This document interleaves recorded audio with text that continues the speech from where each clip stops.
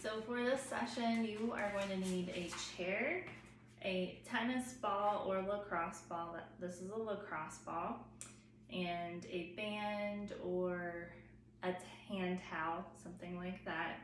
We're going to be grabbing it with your feet. And then finally, you're also going to need a yoga block.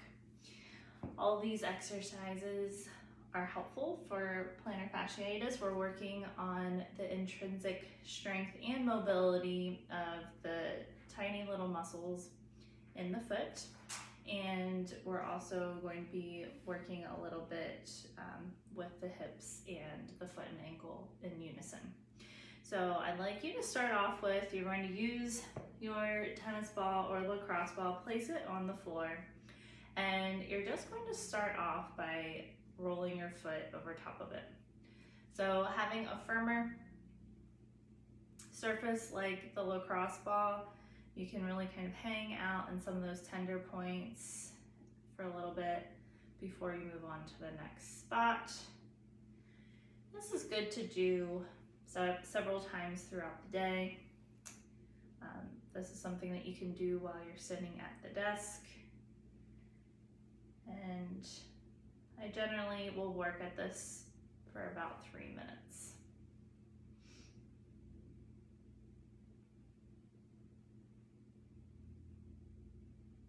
If you want to have a little additional pressure into the ball, you can stand up and do this and lean in a little bit, but sitting down is sufficient. You don't have to stand up to do that.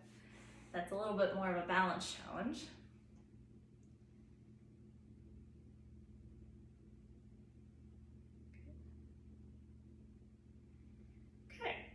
So now you're going to place the ball under the ball of your foot. So that's the area in the front, that's not the heel. So this is the heel, this is the ball of the foot. You're gonna have the heel on the ground and then the ball of the foot on top of the ball. And what I like you to do, you're going to curl your toes around the ball, trying to get that pinky toe to go as well.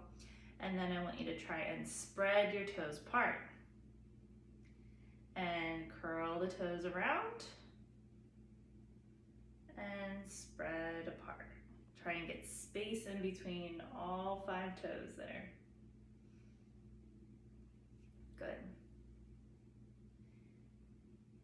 Okay, so you want to make sure that your knee is staying stacked over top of your ankle as you're doing this. You're not putting your knee in or out to the side.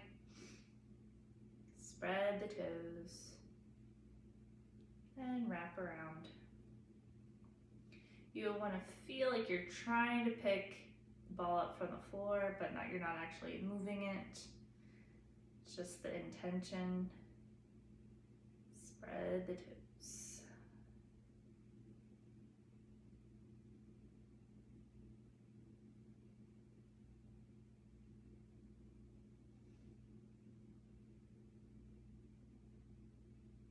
Three more here. So I'm doing this about 10 times. 2 more. And you can feel free to do this on both feet at the same time and not just one at a time. Nice job. Okay, so now the ball's going to go off to the side. You're going to grab your towel or your band and lay that down on the ground, and what you're going to do, you're going to try and pull it in towards you with your toes. So you're scrunching your toes, trying to pick up the band and pull it closer, or the towel. And you're trying to get all the toes involved, not just the big toe that likes to be the star of the show. You want to get the pinky toe, I don't know what you call that other than medical terms. The ring toe, all of that. You want to get it all involved. Good. Okay. And then once you've bunched it up, so again, this one's about 3 minutes as well.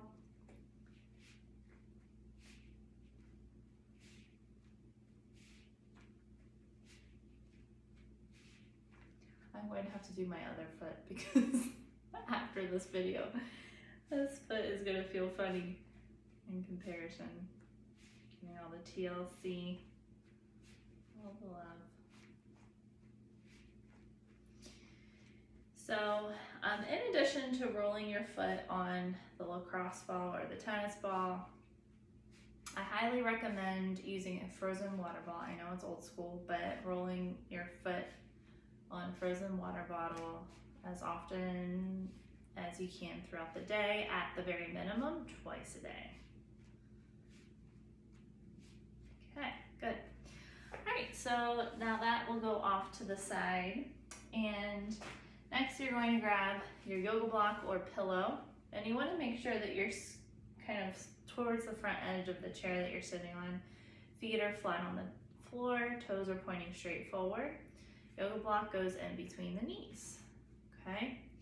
So you want to have a consistent inward pressure on the yoga block here. And we're trying to sit right on top of your sitting bones, okay? Now I want you to try and lift both heels at the same time and lower the heels at the same time. And then you're going to pick up the front of the feet at the same time and lower back down. So we're trying to take the wobble out of the movement. If you're watching me, you can kind of see how I'm wobbling here. We want this to be as smooth as possible as you're rocking forward and as you're rocking back. Good. So weight is equal in all 10 toes. The tendency generally is to roll to the pinky edge of the foot. Make sure you have pressure in through the big toe. Good. And as you rock back, the tendency is to not be able to pick up the big toe as much as the rest of your foot. So it's a little bit easier to pull up the pinky toe, the outside edge of the foot. We want to try and get all, actually that's opposite. So when you rock back, it's a little easier for the big toe to lift than the outside of the foot. So make sure you're picking up the outside border of the foot as much as you're lifting the inside border of the foot. And this one is about 2 minutes that we're here. This is the movement that we do when we're walking, and we're just trying to improve the communication between your right side and your left side with this movement. So a lot of times we just don't function with the same timing from one side to the other.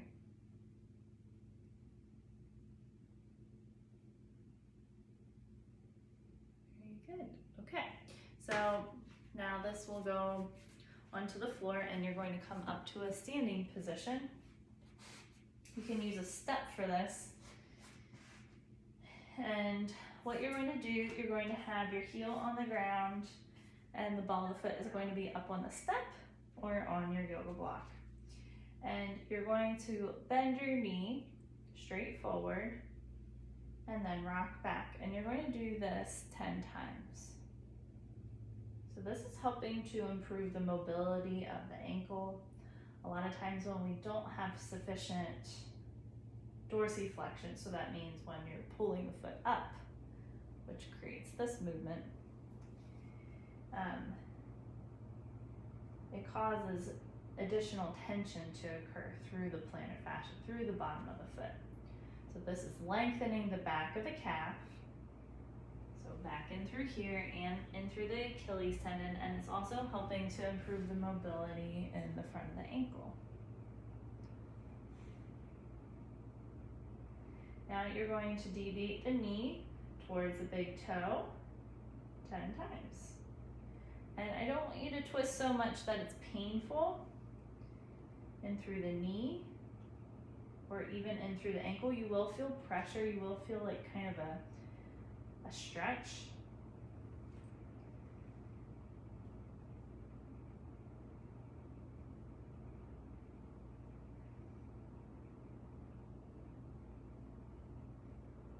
Okay, and now you're going to deviate your knee towards the pinky toe.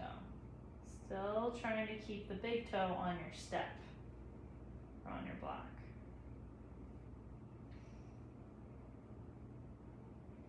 This direction's a little harder for me to go towards. I sprained this ankle a few years ago and it's been pretty cranky with me ever since.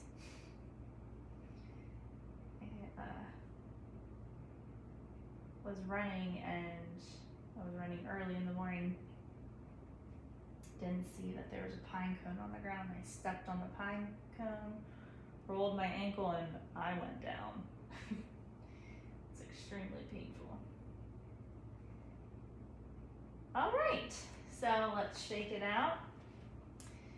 And that is it. So I'd like you to work on this once or twice a day. Once in the morning and once before bed is ideal. The other thing to keep in mind, just as I'm wrapping up, is to make sure when you're around the house, walking around the house, to wear cushioned shoes and try to avoid walking barefoot for a little while until your plantar fascia has recovered and the inflammation has resolved. That's it for now. Have a great day.